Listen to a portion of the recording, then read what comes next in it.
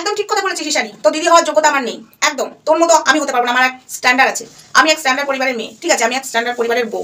সব থেকে বড় কথা তোর না, তোর মা বাবা ভালো হতে পারে, তোর কোনো স্ট্যান্ড পয়েন্ট নেই। তোর যদি স্ট্যান্ড পয়েন্ট থাকতো বা তোর কোনো স্ট্যান্ডার্ড থাকতো তাহলে তুই যেখানে লাভ খেয়েছিলিস সেখানে আবার রিটার্ন ফেরত যেতিস না, ঠিক আছে। আর সব থেকে বড় কথা তোর লাজ লজ্জা কিচ্ছু নেই। আর তোকে আমি বোন বলে ডাকছি বলে আমি তো দিদি হওয়ার যোগ্যতা নেই, একদমই যোগ্যতা নেই। আর বোন বলে ডাকছি, তোর মতো তো ছোট লোক হতে পারবো না। হ্যাঁ, রক্ষিতা বলেছি, আবারও বলবো, রক্ষিতার মতো কাজ করলে আবারও বলবো। আর রক্ষিতার নাম দেওয়াটা আমার নয়, ছামিয়া দেওয়া। তো এখন দেশে সেটাই বলছি। শোন, তোকে আবার একটা কথা বলছি, বেশি চুলকালে আমিও চুলকাতে পারি, ঠিক আছে আমার বনু। আর আমাকে ওয়ার্ল্ড বলছিস, ওয়ার্ল্ড বল, আমার এই নামেই আমি পরিচিত ইউটিউবে, তো ওয়ার্ল্ড বলেই কথা বলতে পারিস। ওয়ার্ল্ড, আমি ওয়ার্ল্ডের সোমা, ওয়ার্ল্ড, বুঝেছিস? তো যাই হোক, তুই যেটা বলছিস সেটাই বল। আর তোর গয়না নিয়ে আমার মাথা ব্যথা না, ওটা জাস্ট আমি ফানি হিসাবে ভিডিওটা করেছিলাম, কারণ 63 বুড়ি ওরকমই করে, দেখতেই তো পাচ্ছিস। রিমি জিনিসগুলো দেবে না বলে যা ড্রামাটা শুরু করলো এখনই, সেটা তুই নিজেও ভালো করে জানিস।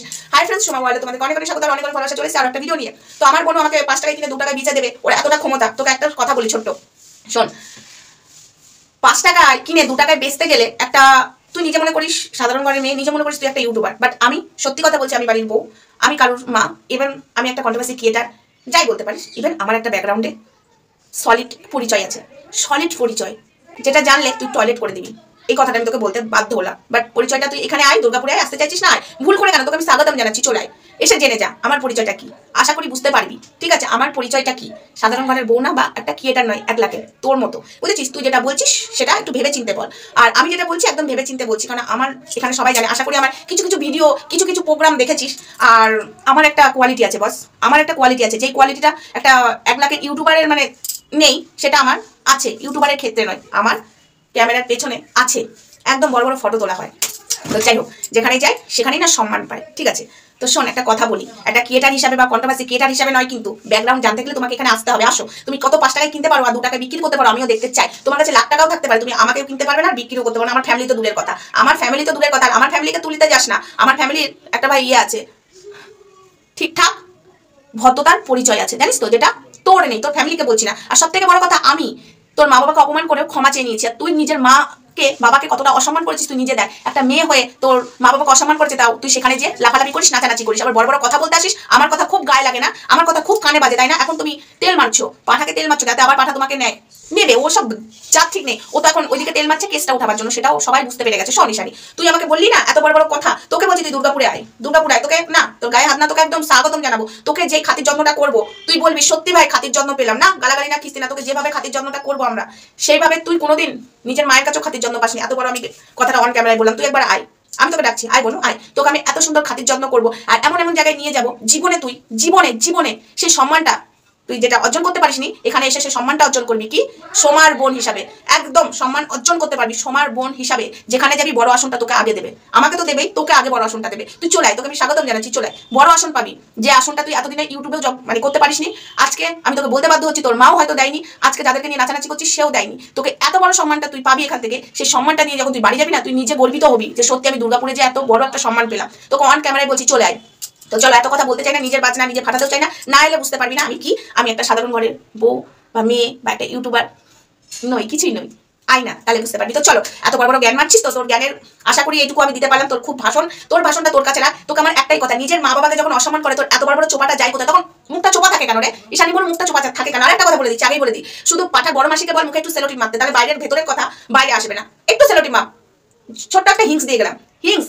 এবার তাহলে গুপ্তচরটাকে খুঁজে পাবি, যা সেলোটিপটা মারতে বল, যা। গুপ্তচর যদি খুঁজতে চাস তো পাঠার বড় মাসির মুখে একটু সেলোটিপ মার, দিয়ে গুপ্তচর খুঁজে বেড়া, আমি বলছি পেয়ে যাবি গুপ্তচর। চল, গুপ্তচর খুঁজবে। আর আমি যতক্ষণ না বলবো তুই গুপ্তচর কেন, এই জন্মে কেন, সারা জন্মে পারবি না। আর পাঠার মায়ের মুখে যদি, সরি, পাঠার মাসির মুখে যদি একটু সেলোটিপ মারতে পারিস, তাহলেই যদি গুপ্তচরটা পাস।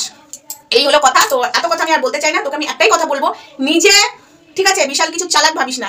তুই যতটা চালাক তোর থেকে বেশি চালাক আমি। তুই আমার কাছে অনেক ছোট, তোর বুদ্ধি হাঁটুর নিচে, আমার বুদ্ধি হাঁটুর উপরে, কারণ তুই এখনো সেই জায়গাতে আসিসনি। সংসার ধর্ম কি যে আর বুঝিস, কিচ্ছু বুঝিস না। এখন মোহ, তোর মোহটা যেটা সেটাই, ঠিক আছে। নিজের মা বাবাকে যারা অপমান করে তাদেরকে তুলে মাথায় নাচে, সে আবার আমাকে বলতে আসে, লজ্জা লাগে না?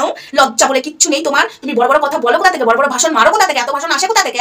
যখন তোমার মা বাবাকে ছোট লোক বলে, ভিখারির বাচ্চা বলে, বাদাম কাকু বলে, লটারি বিক্রিওয়ালা বলে, তোমার বাবাকে মাতাল বলে, তোমার মা এখানে ওখানে সাইকেলে করে সেলাই দিয়ে করে বেড়ায়, এগুলো বলে, তখন তোমার প্রতিবাদের ভাষাটা যায় কোথায়? যত প্রতিবাদের ভাষা এই সমাধির বেলায় না, এই সোমা ওয়ার্ল্ডের বেলায় যত প্রতিবাদের ভাষা, যত গলাবাজি তোমার এই সোমা ওয়ার্ল্ডের বেলায়, যখন প্রতিবাদের ভাষাটা তোমার মুখ দিয়ে বেরোনোর কথা, তখন তোমার মুখটা চুপ হয়ে যায়। কি করে ঈশানী তোকে বলছি, তখন চুপ হয়ে যায় কেন? তোর মা বাবাকে দিনের পর দিন অপমান করে, তোর মা বাবাকে ছোট লোক বলে, তোকে নিচু চোখে দেখে, তোকে ইউজ করে শুধু তোর মুখ দেখে ভিউজ কামাবার জন্য। বাট আরো একটা কারণে, সেটা আমি নোংরা ইঙ্গিতটা করতে চাই না। বড় বড় ভাষণ এখানে মারতে আসবি না, ঠিক আছে? যেটা জানতে পারছিস সেটাই বলবো।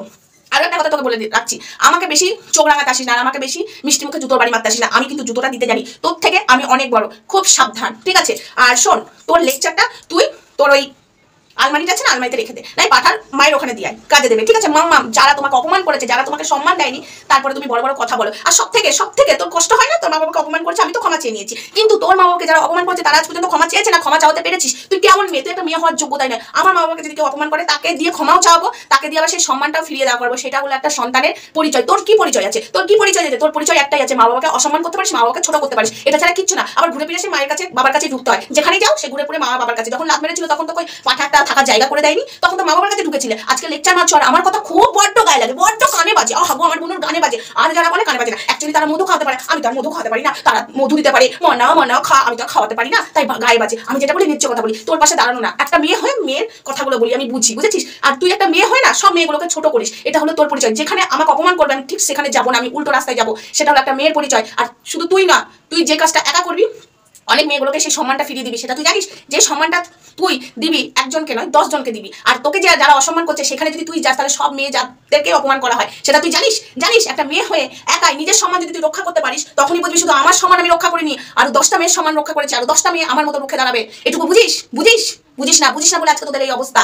হ্যাঁ, আমি বুঝি প্রতিবাদ কাকে বলে। আজ যদি আমাকে ঠাসিয়ে কেউ একটা গালে চড় দেয়, ঠিক আছে, আমি যদি ঠাসিয়ে সবার সামনে চড় দিতে পারি, তখন আরো 10টা মেয়ে যারা দুর্বল তারাও ভাবে যে না, এই দিদি যখন ঠাসিয়ে চড় দিতে পেরেছে আমিও দিতে পারবো। সেরকম তোর সাথে যেরকম অত্যাচারগুলো হচ্ছে, তুই এই অত্যাচার যদি প্রতিবাদ করতিস, তাহলে আরো 10টা মেয়ে তোকে দেখে শিখতো যে ওই মেয়েটা যখন প্রতিবাদ করছে আমরাও করবো। এটা হলো প্রতিবাদ, আর এটা হলো সম্মান। তুই নিজের সম্মান যদি নিজে রক্ষা করতে পারিস, তাহলে 10টা মেয়ের সম্মান তুই রক্ষা করতে পারবি। বুঝেছিস? একটা মেয়ে হয়ে তুই কি করতে পেরেছিস? নিজের সম্মানও রক্ষা করতে পারিস না, 10টা মেয়েকেও শিক্ষা দিতে পারিস নি। বড় বড় লেকচার এখানে মারতে আসবি না। আমার কথা নিয়ে যদি ভিডিও করতে বসিস, তাহলে তো বুঝবো তুই একটা হলো মানে কি বলতো, ভিউজের লোভে আমাকে নিয়ে বসিস। তোর যেখানে প্রতিবাদ করার উচিত তুই সেখানে প্রতিবাদ করিস না। হ্যাঁ, আমি এই কথাটাই বলতে বাধ্য হলাম। আমাকে নিয়ে ভিডিও করে ভিউজ কন্ট্রোভার্সি, তাছাড়া তুই কন্ট্রোভার্সি করতে পারিস না। আর যখন তোকে অপমান করে তখন তুমি মুখটা চুপ, যখন তোমার মাকে ধুয়ে দেয়, বাপকে ধুয়ে দেয়, তখন মুখটা চুপ, তাই না? জুজু ভেবে বসে থাকো, তাই না? তখন তোমার কোনো কথা বেরোয় না, যত কথা আমার বেলাতে, যত তেতো আমার বেলাতে, তাই না? আমি খুব খারাপ করে দিই তো, তোকে মুখ সামনে কথা বলতে বলছি। 5 টাকায় 2 টাকায় নিচে দিবি, তো সেই অকাতটা নেই। আজ এত বড় কথা বললাম, অকাতটা নেই। দুর্গাপুরে আয়, যে সম্মান নিয়ে বাড়ি যাবি সারা জীবন মনে রাখবি যে সত্যি এতদিন আমি সেই সম্মান পাইনি, এখানে এসে সেই সম্মান পেলাম। 100টা মহিলার মাঝখানে যখন তোকে দাঁড়ি করিয়ে দেবো না, 100টা মহিলাই তোকে সম্মান করবে আর বড় আসনটা বসিয়ে দেবে। এত বড় কথা আমি বলে গেলাম, চলে আয়। তো চলো বন্ধুরা, ও আমাকে ঠেট দিচ্ছে, ভুল করেও তুমি ঠাকুরকে ডাকো যাতে আমি দুর্গাপুরে পা না দিই। ও দুর্গাপুরে পা দিলে নাকি আমার বেঁচে দিয়ে চলে যাবে।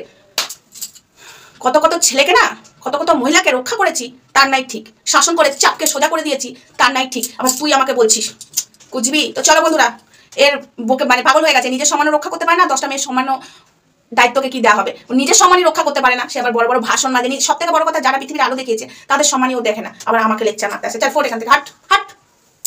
এরপরে আবার কিছু বলি উত্তর দিতে আসবার। একটাই কথা বলছি, গুপ্তচর, পাঠান মাসির মুখটা একটু সেলোটি মারতে বল। পাঠান মাসি কোথায় কি বলছে দেখতে পাচ্ছিস না? এখন সেভাবে ভিডিও নামাচ্ছে না, আমি এইটুকু হিংস দিয়ে গেলাম। আর যেভাবে গুপ্তচরের পেছনে উঠে পড়ে লেগেছিস, গুপ্তচর খোঁজার পেছনে পাঠা বা তুই বৃথা। আমি শুধু এইটুকু বলছি, একটা কাজ কর, মাসির মুখে সেলোটিপ মার, তাহলেই হয়ে যাবে। তো চলো, অনেক কথা বলে ফেললাম, কারণ আমার সকাল প্রচুর কাজ আছে। আজকে সংক্রান্তি, স্নান করা আছে, প্রচুর কাজ আছে। তো চলো, সবাই ভালো থেকো, সুস্থ থেকো। নেক্সট ভিডিও দেখা যাচ্ছে, ততক্ষণ আমার সঙ্গে থেকো। আর ভিডিও আসবে, অনেক ভিডিও আসবে আজকে। টাটা।